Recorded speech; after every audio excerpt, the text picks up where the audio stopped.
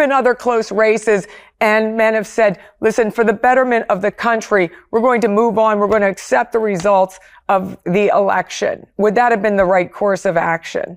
No, it would have been a terrible thing because you have to get the election straightened out. Similarly, democracy is mortal. It can be killed. It doesn't go away by someone, one day proclaiming, we are no longer here by a democracy. It goes away when there stops being an expectation that we are governed by democratic means. When there stops being an expectation that elections are how we decide who's in power. Right? The way you lose your democracy is by losing the expectation that we are participating in an election because all sides in that election plan to accept the result, right? And she's right. Democracy is mortal, and it's up against a real-life villain hell-bent on its demise. Senator, will you commit to accepting the election results of 2024? Bottom line. At the end of the day, the 47th president of the United States will be President Donald Trump, and I'm excited to get back to low inflation, low unemployment. Wait, Senator, yes or no? Yes or no? Will you accept the election results of 2024 no matter who wins? That is my statement. But is it just yes or no? Will you accept the election results of 2024? I look forward to President Trump being the 47th president. Kristen, you could ask him multiple times. Senator, just a yes or no answer. So the American people will make the decision. But I don't hear you committing for President Trump. That's clear. I don't hear you committing to the election results. Here's the deal. Will you commit to accepting the election results?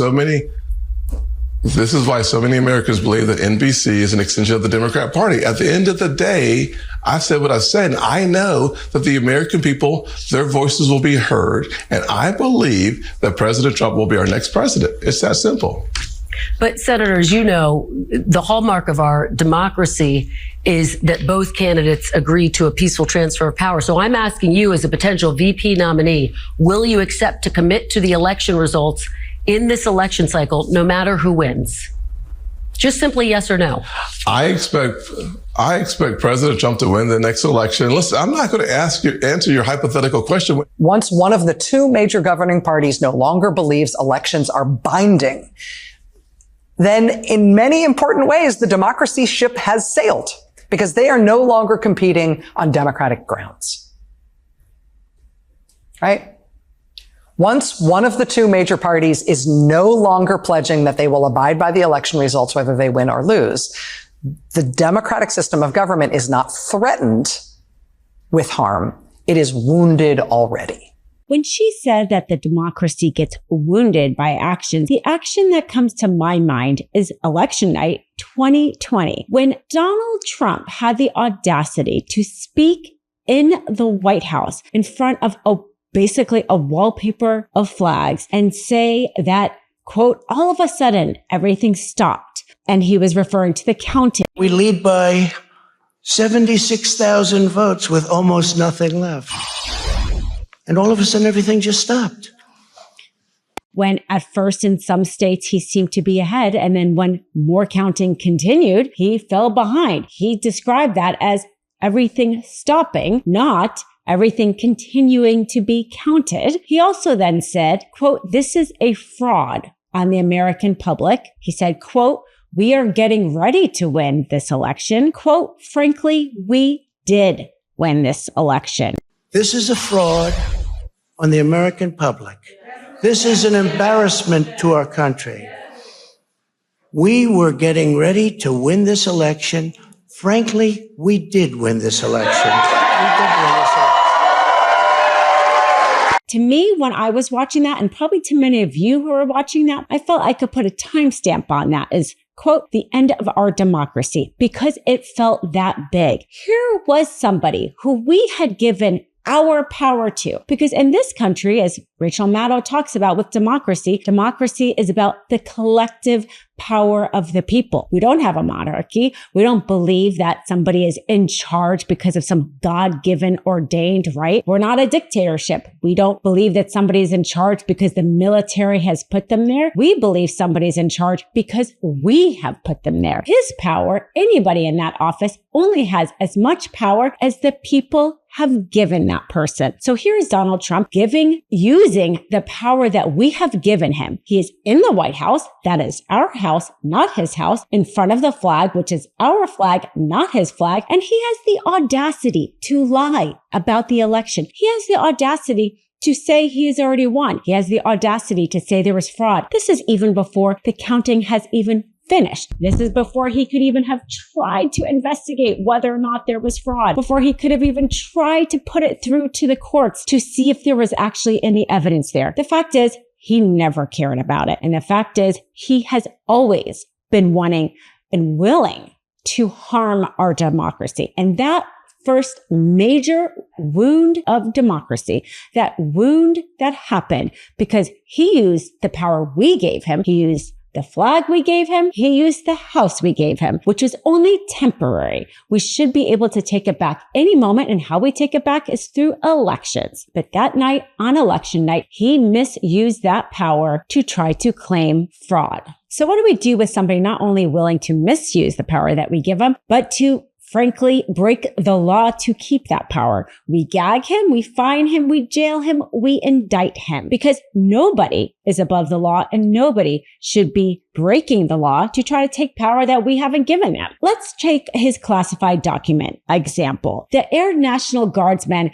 who leaked classified documents online is already serving his 16-year sentence. He was indicted in June of 2023. Trump was indicted in July of 2023, and his case hasn't even gotten a trial date. I've heard online this idea that Judge Cannon just isn't intellectually up to the task. But let's not make a mistake here. The fact is, she's just very partisan because this case is not that difficult. The fact is, as president, you can't magically decide that by allowing people to see top secret documents, you are somehow not going to harm that CIA person who was undercover collecting that information, or by allowing people to know our nuclear submarine secrets, you're not going to put our country in harm's way just because you're a president. The fact is, putting a stamp or somehow labeling or deciding something is a personal record doesn't mean that by disclosing those documents, you're not also breaking the law, because you can't undo the harm you've done by allowing our top secret documents to be seen by people who don't have clearance. So the fact is, this isn't about some sort of intellectually complex case, and that's why this case is getting delayed. It's because she is a MAGA appointed judge, and she's unwilling to set a trial date because she doesn't want him to face the consequences of his own actions. Of course, in Trump speak, our desire to protect the rule of law and protect our democracy by holding him account for the very actions he has taken. He says that being indicted in various criminal cases is in itself a threat to democracy. He tries to say this is just about campaign interference, and because he's a candidate for president, he shouldn't have to face the consequences of actions he took years earlier. But again, this is sponsored by the Democrats. It's another case, all sponsored by, it's a demeaning kind of a thing, and that's what they want to do. It's called election interference. Cases that are being brought forward all have to do specifically with our democracy. He's not being criminally charged with anything unrelated to him being in power. So in some ways, the timing of this is even more important. Do you really want somebody who's abused their power to run for office to insulate them from the consequences of them breaking the law? Of course not. So we shouldn't do it to Trump, because we know this Stormy Daniels case has to do with how he cheated his way into winning the presidency in 2016, because he only won a handful of states by a handful of votes. And certainly her story that came out the other day was just creepy enough to have turned off quite a bit of those female suburban voters that he really needed. And then the Georgia case, which was about him trying to steal the election in Georgia, having fake electors, asking the governor there to come up with more votes, very specifically about him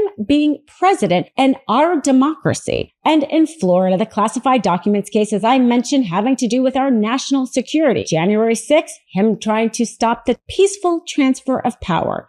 All of the cases specifically having to do with our democracy and his unwillingness to follow the law. The fact is, our founding fathers just didn't expect somebody like Trump would ever become president. They had this idea that somebody who was willing to serve at that highest level was doing it for the greater good. George Washington, our first president, decided to step down after 2 terms. He really didn't want there to be any similarity between the presidency and the monarchy and thought it was best for the country if a president already served for 2 terms. And it was like that for over 200 years. It was only when FDR decided to run for the 4th time that we changed the Constitution and put the 2-term limit in there. At least FDR was validly elected after the 4 terms. But the fact is, there aren't a ton of guardrails in the Constitution. That's why we're going to have this strange situation where if Trump is convicted felon after this Stormy Daniels election interference case in New York, he will be a felon who could maybe not vote in certain jurisdictions, but can still be president. Somebody who can't vote for himself, but still be president. That's certainly something I don't think our founding fathers ever expected. That's why it wasn't written in there. So for Trump, his supporters who tried to say we shouldn't be going after him in order for him to just have the consequences of his own actions because this is a bad precedent. I say, let's set this precedent because if he doesn't suffer the consequences of his actions, then you do not deter the next person to decide to break the law to remain in power, or who knows what else we can't think of now. The fact of the matter is he needs to have the regular consequences of his actions like any other individual in this country. And that's how you prevent somebody like Trump from doing this again. And that's how you protect our democracy. Love this video? Make sure you stay up to date on the latest breaking news and all things Meidas by signing up to the MeidasTouch newsletter at MeidasTouch.com/newsletter.